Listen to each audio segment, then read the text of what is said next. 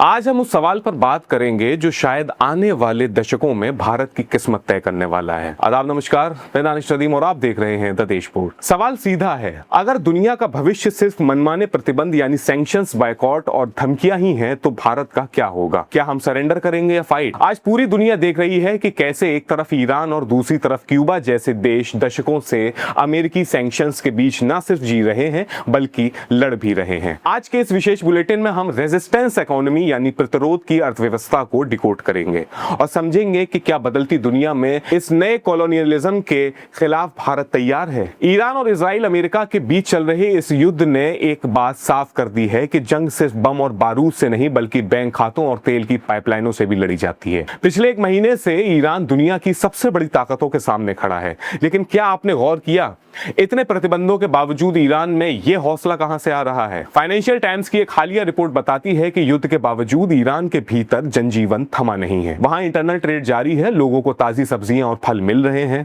और सरकार ने जरूरी चीजों के दाम बढ़ने नहीं दिए। हैरानी की बात यह है कि ईरान के बैंकिंग सिस्टम पर साइबर हमले हुए, लेकिन वहां सरकारी कर्मचारियों की सैलरी नहीं रुकी, यहां तक कि उन्हें ईयर एंड बोनस भी मिला। ईरान के अपनी न्यूनतम मजदूरी यानी मिनिमम वेज में 60% का इजाफा किया गया है। और सबसे बड़ा ट्विस्ट देखिए, जिस युद्ध को ईरान को बर्बाद करने के लिए शुरू किया गया, उसी ने ईरान की इकोनॉमी को एक नई ताकत दे दी। युद्ध की वजह से तेल की कीमतें $100 प्रति बैरल के पार पहुंच गई हैं और दशकों के बाद ईरान के तेल से प्रतिबंध हटे हैं, जिससे वो आज रोजाना करीब $140 मिलियन कमा रहा है। ईरान से हमें जो सबसे बड़ा सबक मिलता है वो है डाइवर्सिफिकेशन। ईरान ने पिछले 4 दशकों में खुद को सिर्फ तेल पर निर्भर नहीं रखा, उसने मेटल्स, केमिकल्स और फूड एक्सपोर्ट में महारत हासिल की। आज ईरान अपनी जरूरत का 80% अनाज खुद उगाता है।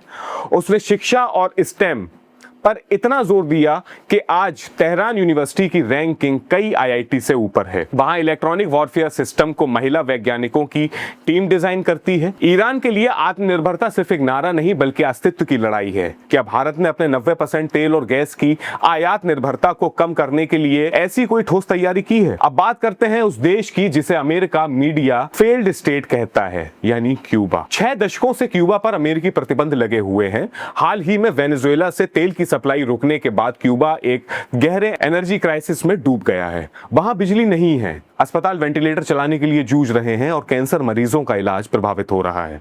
लेकिन इसके बावजूद क्यूबा ने सरेंडर नहीं किया।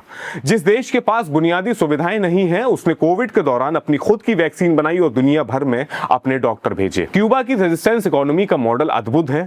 वहां लोग ग्राउंड लेवल पर सिस्टम का हिस्सा हैं।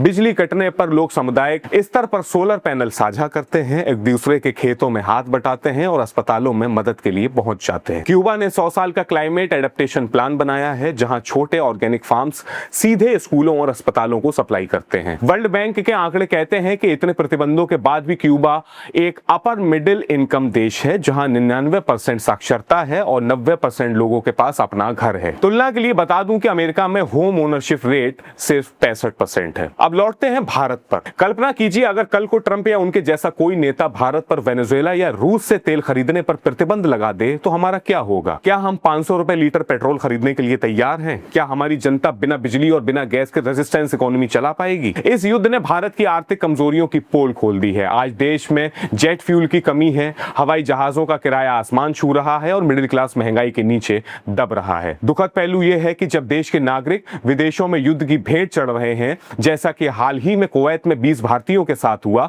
तब हमारी प्राथमिकताएं इवेंट मैनेजमेंट और रील्स बनाने तक सीमित नजर आती हैं। नोएडा जैसे शहरों में लोग गैस और बिजली के लिए तरस रहे हैं, लेकिन सरकार करोड़ों खर्च करके नए हवाई अड्डों के उद्घाटन में व्यस्त है। क्या ये एक दूरदर्शी तैयारी है या सिर्फ छलावा? दुनिया का इकोनॉमिक ऑर्डर अब फ्री मार्केट से बदलकर फ्री विल यानी कुछ ताकतवर लोगों की मर्जी की ओर बढ़ रहा है। ये एक नया इंपीरियलिज्म है, जहां आपके जंगल, आपकी खदानें और आपकी खेती किसी भी दिन विदेशी ताकतों के टारगेट पर हो सकती है। क्यूबा के राजदूत ने दिल्ली में एक कार्यक्रम में सही कहा था, आज हम इस स्थिति में हैं, कल आप हो सकते हैं। न्यूट्रल रहना अब मुमकिन नहीं है। भारत को समझना होगा कि असली ताकत कैमरों के सामने चमकने में नहीं बल्कि जमीनी स्तर पर आत्मनिर्भर होने में है।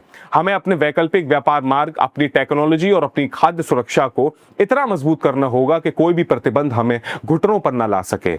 ईरान और क्यूबा ने दिखाया है कि अगर जनता और सरकार एक साथ हो तो दुनिया की सबसे बड़ी ताकत भी आपको नहीं झुका सकती। लेकिन क्या भारत की जनता को उस स्तर पर तैयार किया जा रहा है? आज आज का ये विशेष बुलेटिन हमें सोचने पर मजबूर करता है कि क्या हम सिर्फ इमेज की दुनिया में जी रहे हैं या वाकई किसी बड़े संकट के लिए तैयार हैं। इतिहास गवाह है कि जो देश समय रहते अपनी आत्मनिर्भरता की नींव मजबूत नहीं करते हैं वो अंततः कॉलोनियल सिस्टम का हिस्सा बन जाते हैं। इस पूरे मुद्दे पर आपकी क्या राय है? आपको क्या लगता है कि भारत किसी बड़े ग्लोबल सैंक्शन को झेलने के लिए तैयार है? क्या हमें अपनी प्राथमिकताओं को बदलने की जरूरत है? हमें कमेंट सेक्शन में अपनी राय जरूर बताइएगा। देश और दुनिया के आर्थिक सच को गहराई से समझने के लिए हमारे चैनल द देश बोर्ड को अभी सब्सक्राइब करें और अगर आपको ये विश्लेषण पसंद आया हो तो इसको लाइक करके दोस्तों के साथ शेयर करें। मैं हूं दानिश नदीम, आप देख रहे थे द देश बोर्ड। बहुत शुक्रिया। जय हिंद।